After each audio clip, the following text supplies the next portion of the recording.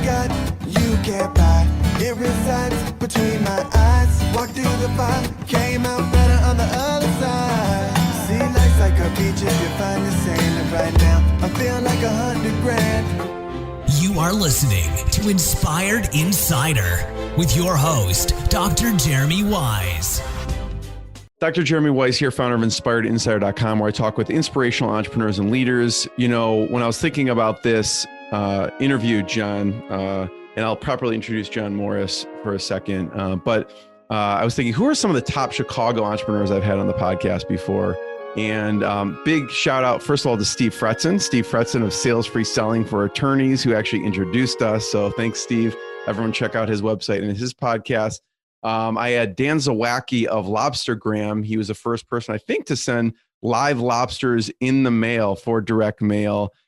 He's in Chicago. Peter Rahal I had on, who started RX Bars. If you haven't heard of RX Bars, maybe you have seen them, but he started that company. And Jon, when I had him on, I didn't realize how big they were. And shortly after, they sold to Kellogg.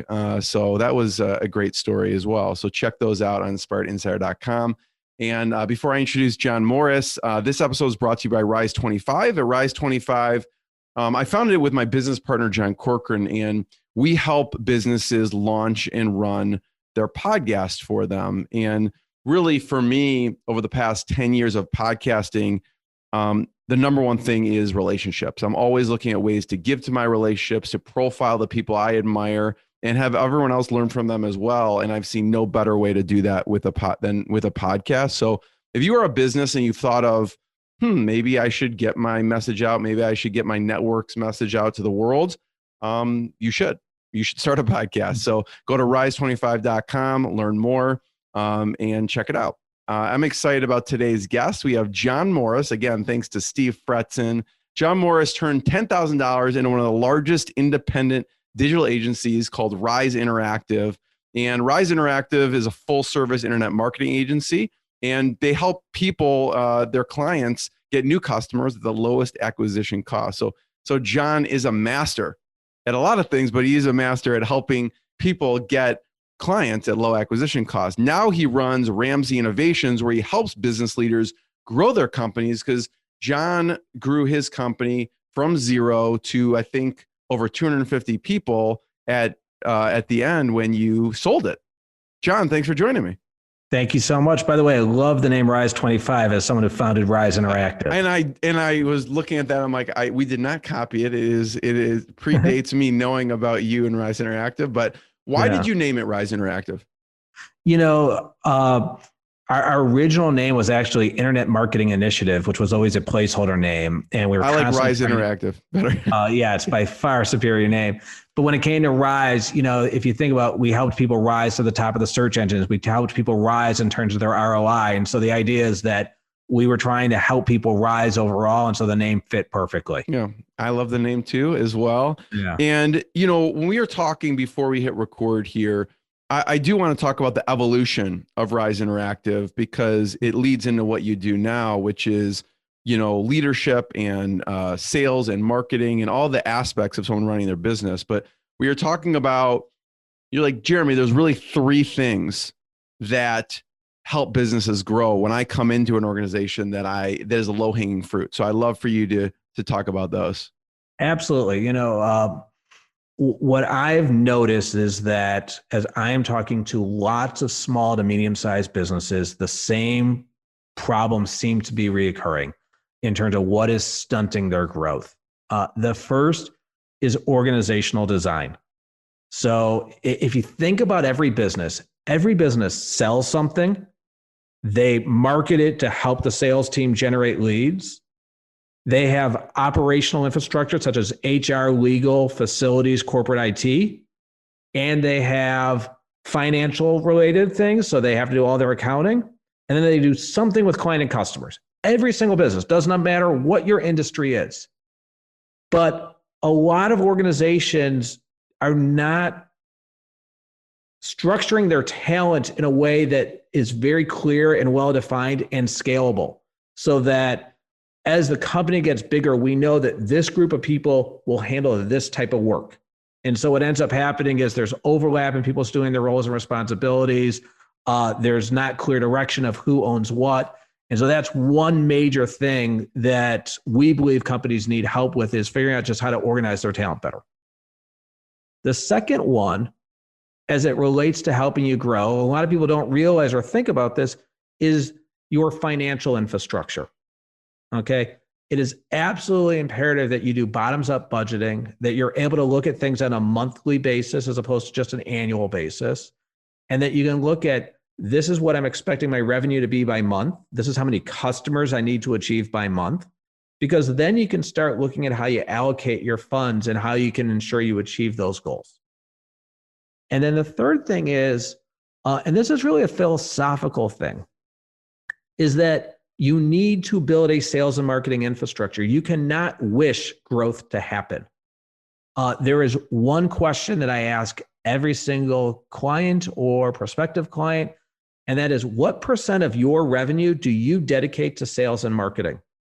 What I found is most people, A, can't answer the question, or B, that they're not allocating nearly enough to achieve their goals. And so once we help them philosophically recognize that we're going to try to increase constantly the % of revenue that goes to sales and marketing, then we start thinking about the infrastructure that's necessary.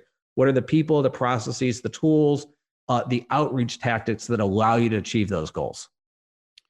I'm going to start with that one, and we'll go in reverse because I have some follow-up questions. So the building, you can't wish sales and marketing. At Rise Interactive, what did you find was a good sweet spot? What was the percentage that you actually dedicated for sales and marketing? I'm curious of, what were some of the things that moved the needle the most to get more customers? Yep. So, because that's also what you did for people, Jon. So they'd hire you to do that. So I want to, from a proprietary standpoint, I don't think I can share the exact % that Rise spends on sales and marketing. But what I can tell you is a couple things. One, don't try to do everything. Pick a few things and do them incredibly well. So when you identify a play, take that play and go all in on that play. So I'll talk about Ramsay, and some of the things that we're doing here is we are going all in on content marketing. You will see that if you follow my LinkedIn profile, that I am posting every single day daily growth tips. Every week I have a high quality video in terms of talking about different things and teaching people. We are taking a content theme and we are turning that into a video, a blog post, an email, a social post. And so we're taking one theme and turning it into multiple pieces of content. And that is one of our big plays. The second one is that we are actually spending a lot on digital media. So we are driving traffic to our website and we're promoting the content that we are creating. Those are the two plays that we are following. And right now we are actually well ahead of our financial goals, even in a short time period. And it's really the impact of those two plays. You're speaking directly to me with, same thing with a podcast. This one episode will go across 17 different channels. So I love what you said about creating that content and making it go across everywhere, and then layering on top of it, driving traffic to it. Yep. And I would just say that, the starting point to your sales and marketing infrastructure starts with your target audience. Okay. You cannot sell all things to all people. The hardest part about marketing is you actually have to say no to a lot of people because you want your messaging to be really targeted to one individual group. The way you define your target audience starts with your budget. If you have a really small budget, well, then you want to narrow your target audience. If you have a really large budget, you can expand. You can expand geographically or to multiple verticals. So that's the first element that you have to think about in terms of your target audience. Once you've defined your target audience, then what you need to start looking at is what makes you great for that specific target audience. Okay. What you're going to find is if you just start with analyzing all the competition, thinking about all the services or products that are necessary for that target audience, right off the bat, before you even have a really strong differentiator, you're going to be better than all the generalists. Okay. Because you're going to be focusing your services and your products to that specific group. So now that you're superior than generalists, now what you have to think about is what's going to make you greater than other companies that are not generalists, that are going after that same audience. Okay. And that's where you have to start thinking about innovation and how you make yourself unique. But then all of your outreach tactics will be going to that group of people. And so you should have a much higher win rate. And that's one of the things that you can do to help fuel your growth. I know, John, there's always the evolution of this, from Rise Interactive, probably the offerings and the customers you were going after were different from when you started, from when you, towards the end. And I want to talk about that, but let's talk about Ramsay Innovations for a second. Yep. Who right now, I'd like to ask two things. Who's an ideal client for you? Like who should be listening? And then I'm wondering what topics you're choosing in some of your content, because you're obviously eating your own dog food and thinking, okay, here's my ideal client. Here's what they want to hear. So who are the ideal clients? And then let's talk about some of the topics you're choosing in the content marketing that you're doing. Absolutely. So we are going after companies, I would say, ranging between $2 million to about $30 million in annual revenue. We're going after primarily companies in Chicago right now, although we have clients nationally. And I'll explain our difference between our outreach approach versus who calls us. And then we are going after technology and professional services companies is primarily who we are targeting as who we want to win as customers at the moment. That being said, our offering works for multiple industries. And so we have people calling us across the board. We have interior design companies as clients, insurance companies as clients, IT providers as clients, data companies. So we have a wide mix of clients in different genres. But there's a difference between who you choose to approach and who calls you. So can you help them is the starting point. And there's a lot of people that we can help. Now, in terms of the content that we are developing, right now, a lot of the content that we're building, because we're just getting out there, is more framing of the story of who is Ramsay, what do we offer, what do we do. But what we are recognizing is, Rise, at the end of the day was a professional service organization. So whether you are an agency, a law firm, an accounting firm, a management consulting firm, an IT integrator, at the end of the day, you're selling time, you're selling people's hours. And so a lot of the contents and a lot of the things that we're talking about are things that are going to make that group of people's lives easier. We're also going to help those people grow faster. Yeah. So you're telling the background story. Now people, if you don't tell the background story, then they don't know your breadth of experience. It's just another person talking about some topic. So I would say yes. What I would say right now, a huge part of the content of what we're doing is going to be starting to get very educational. So I talked about budgeting. We're going to be explaining what is the process of how do you do budgeting? How do you project revenue as a starting point? So there are 3 things you need to do to project revenue. It starts with your existing clients. What is your expectation in terms of revenue by month for every single client of yours? And you want to do that by product and service. Once that's done, you want to go into what I call named new clients. So these are prospective clients that you know who they are, and you want to project them out. And then you have to come up with what we call blue sky, which is revenue you don't know where it's going to come from. And that ultimately helps you generate what you believe your budgeting number will be for revenue. Once you have that done, that's the foundation of your entire budgeting, but it's also the foundations of what you can invest in the companies. So that's an example of we will be teaching people how to do that. We'll be teaching people how to define their target audience. We'll be teaching people how to come up with outreach tactics. But the outreach tactics is a perfect example of going after our target audience.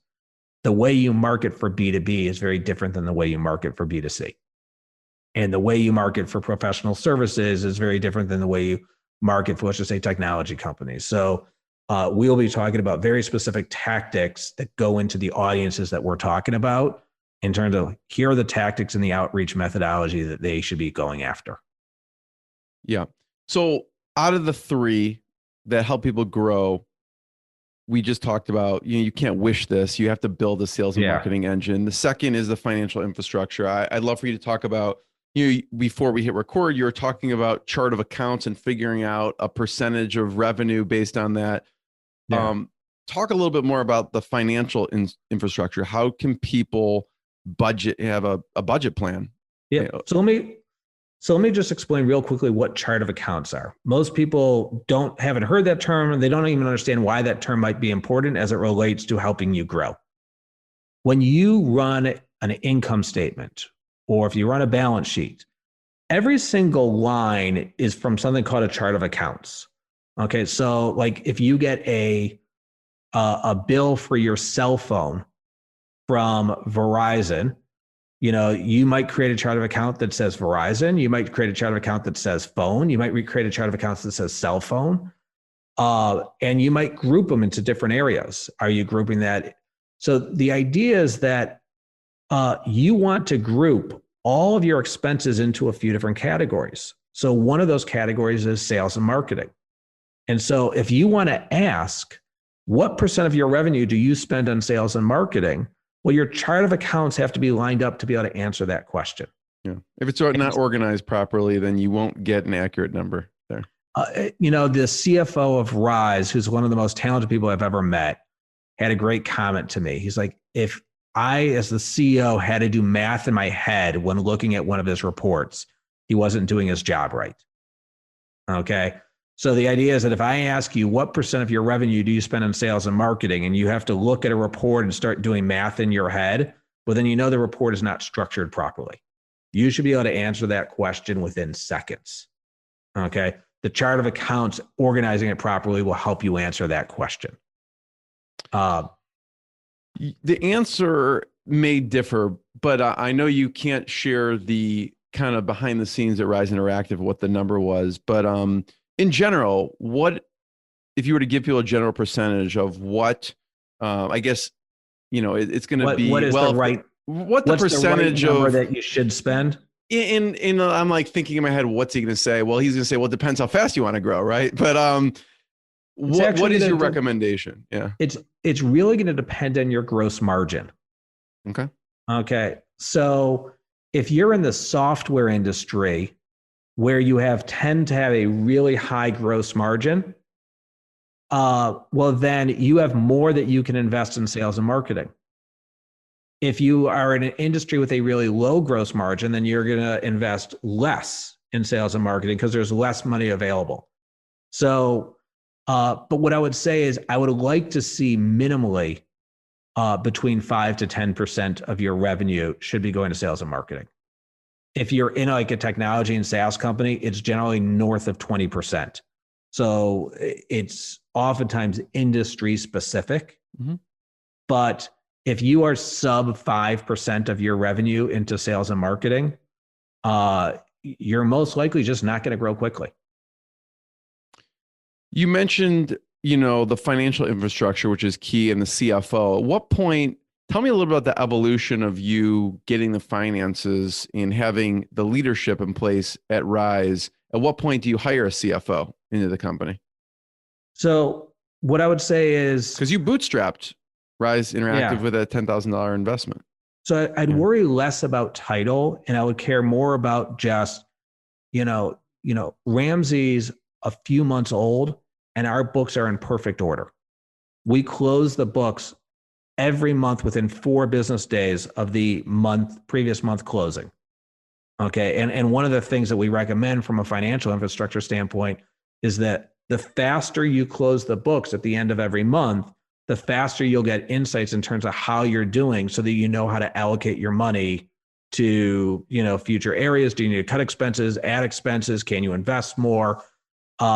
So, whether you have a coordinator, a manager, a director, a VP, a C-suite person who's in charge of your finances, the most important thing is take it seriously and recognize that this is going to give you an edge in terms of insights that are going to allow you to spend your time and your money to areas that are going to allow you to grow faster.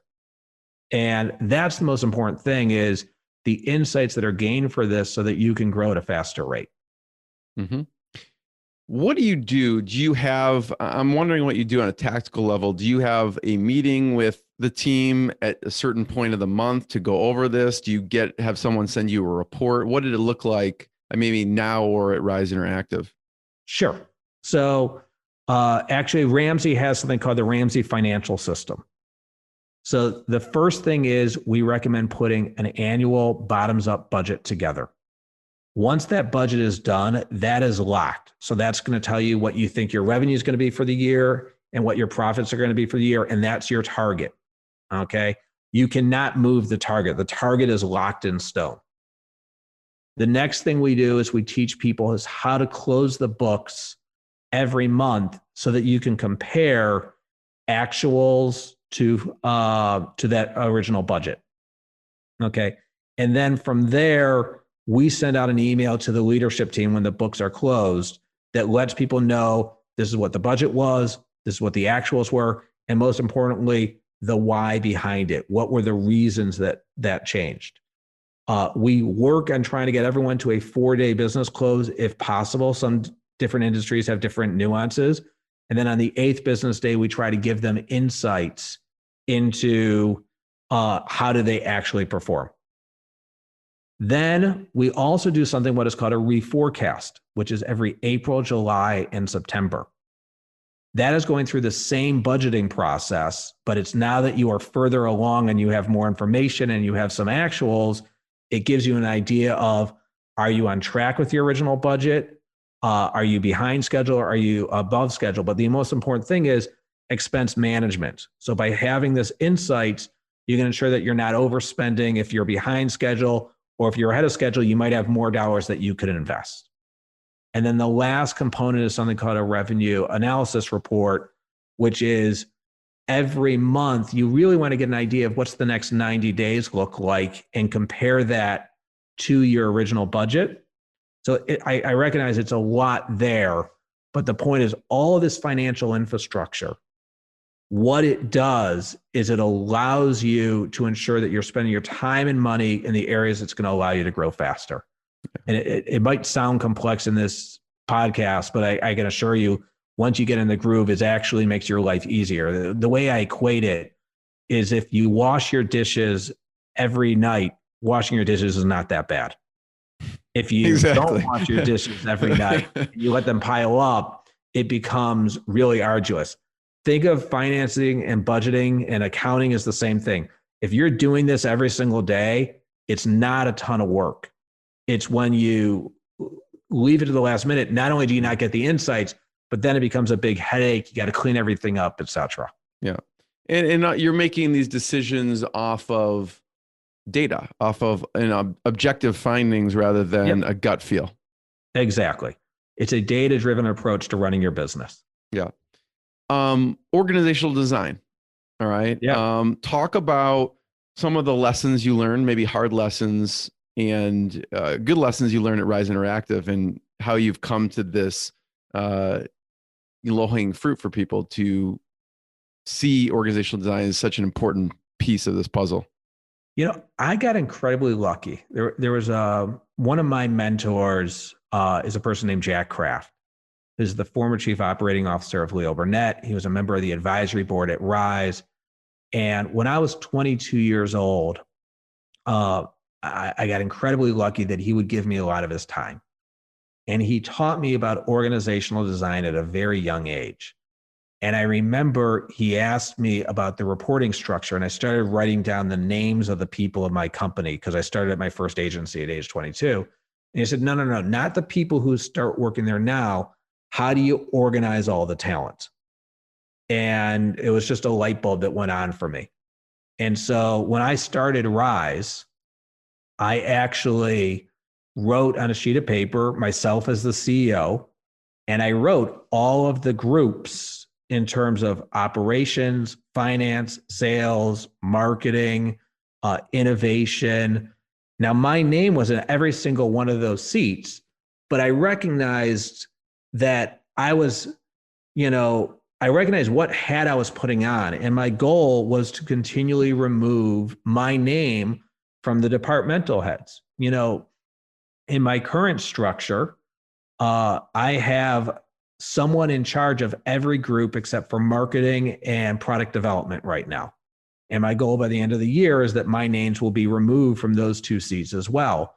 So now I have a leader in place in each one of those areas. Now, there are different levels. I have people from coordinator to director to vice president in different seats right now based on the investments I'm able to do as a startup. So I've been very fortunate that I've taken this seriously from the very beginning. And I have every single role very well defined in terms of what people are supposed to do. But what I can tell you is more what I see from my clients is A, they haven't thought about this before. And B, a lot of people, even if they have thought about it, are still doing work that others should be doing. Now I can tell you my own personal weakness is something I'm working very hard in this company to do differently than I did it at Rise. Is one of the things I talk about is what does it take to be a data-driven leader or a growth leader? And one of them is to build a scalable team. You need to empower others to do their jobs and trust them to do it and let go. Well, that's one of my weaknesses. And I think a lot of it deals with impatience, where I want to get something done and it's on someone else's plate, but they have 18 other things on their plate. So I just start doing their work. Okay. A, that doesn't empower them. B, I'm not staying in my lane and I'm not focused on my responsibilities. And so by having really well organizational structure and clearly outlining their roles and making sure that people stay in their lanes, where you're able to, one, increase engagement in your team because you're empowering people to do their jobs, but you're also building that scalable infrastructure. Yeah. I could see myself doing the same thing, John. So Okay. I see myself in that too. Talk about, there's different levels that you grew to, and that you had to implement a leadership team at Rise Interactive. And you talk about this in reaching whatever it is, 10 people, 25 people, 100 people. What were some of the, inflection points of when you grew and you had to kind of put in different maybe leadership or different organizational design? So couple things. One, what you should recognize is that when you get to about 20 or 25 people and when you get to 100 people, the infrastructure you need is very different. Okay. Generally, when you build out your infrastructure initially, you're building out the infrastructure as a CEO who runs everything. Okay. But when you get to 25 people, all of a sudden you start having a leadership team and you have to start taking different documents or different tools and having user rights, just as an example. So let's just say you create a budget and that budget is designed just for the CEO to see, but now you want other people to be able to input elements of the budget, but you don't want them to see the whole thing. So you have to start developing infrastructure that allows those different leaders to have access to the tools that they need. If you can prepare for that, you can make that transition a lot smoother versus it'll automatically create friction if you don't have the right infrastructure at that point. The second thing, going back to my comment of letting go earlier, one of the first learnings I had as a CEO is I had an account manager. It was actually Larry Fisher, who's now the CEO of Rise, but at the time he was an account manager. And we were having trouble with someone on his team. And he came in to talk to me about that person. And I said, well, I have good news for you. I let them go to you today.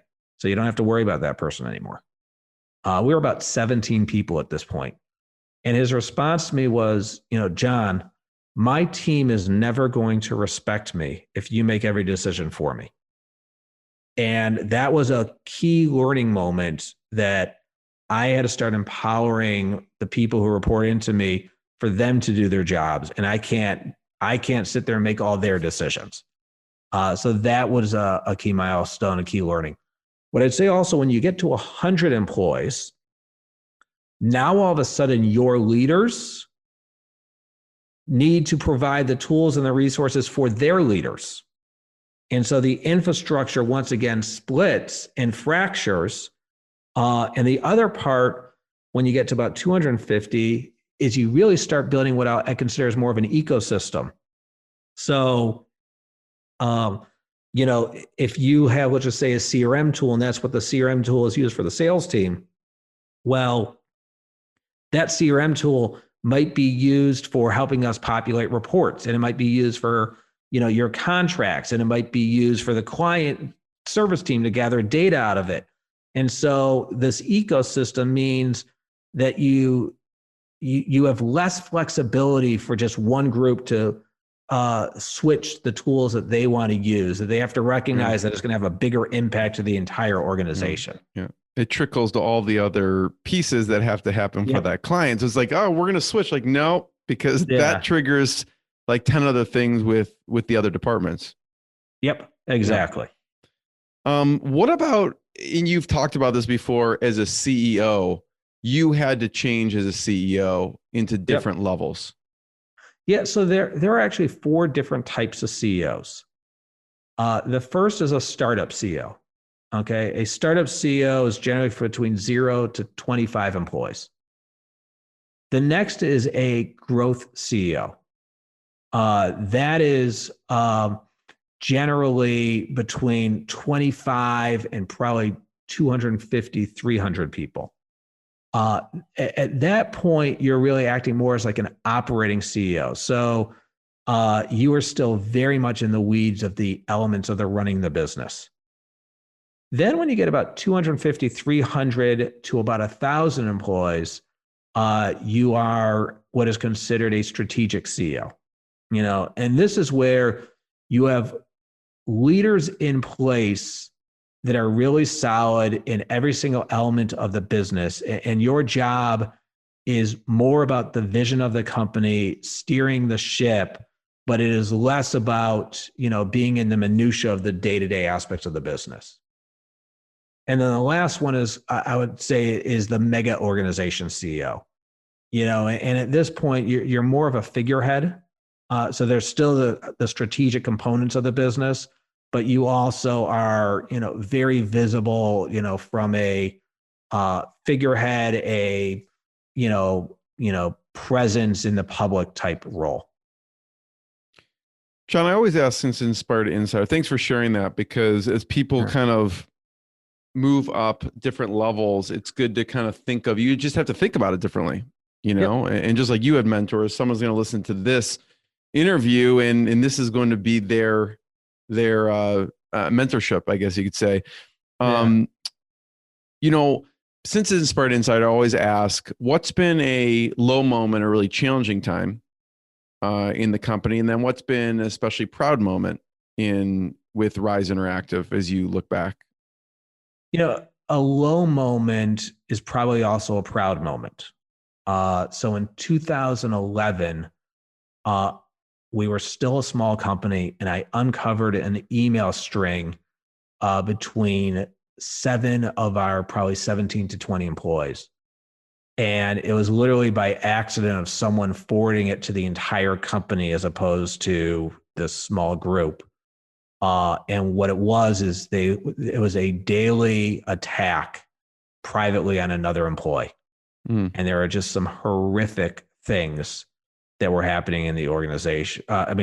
So just horrific things they were saying.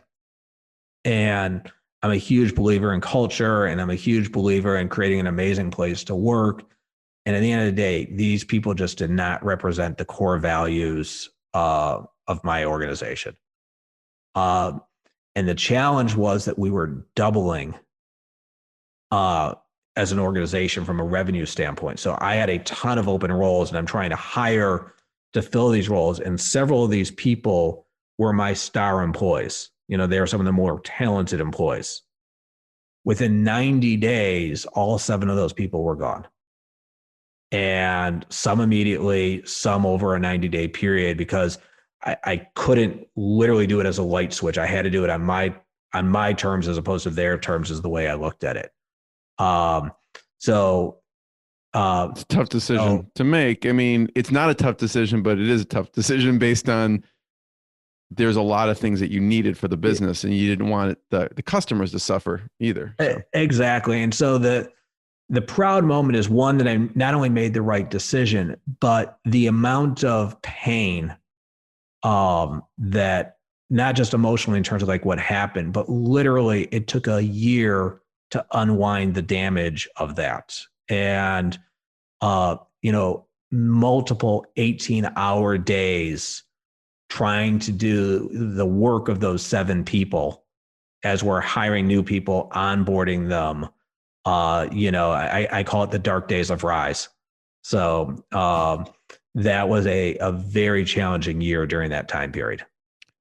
How do you now, or looking at that, hire for culture better? It's actually part of the program. So one of the things we talk about is focus and alignment. With every single company, we help them create their core values. Okay. Our core values at Ramsay's spells grow, and it's to grow personally, respect every interaction, outstanding work, and wisdom shared. And in order to make your core values real, it has to be part of your hiring, it has to be part of your firing, and it has to be part of your promotion strategy. So when you interview, you don't just interview for competence, you interview for, are they going to adhere to these core values? And it's not like a light switch where it's like, okay, day one, these are your core values. It takes time to build the right questions, to build exams, to think about how you incorporate that into your hiring process. We also teach everyone to have quarterly conversations with every manager should be having a quarterly conversation with their direct report. And one of the things you discuss is how are they doing in terms of living up to those core values? And ultimately, it is beholden on the company to make sure that the core values are real by having it incorporated into the hiring, the firing, and the promotional strategy. Love it. You can't have a star player who's a complete jerk and promote them and expect that people think that your core values are real. Yeah. You have to have alignment, or people see right through that stuff. Exactly. First of all, Jon, thank you. I do a lot of research for these, so I've listened to you, and I always, love listening to you in person and sharing your wisdom. And any person who is a business owner, this is invaluable information. So I appreciate you sharing it. And I have one last question before I ask it. Where should people learn more? Where should people find you online for your website? So there's 2 places, RamsayInnovations.com. So you can always go to our website. But also, if you follow me personally on LinkedIn, I am adding daily business tips on how to grow your company. So go to RamsayInnovation.com, check it out. Innovations, plural. Got it. Yep.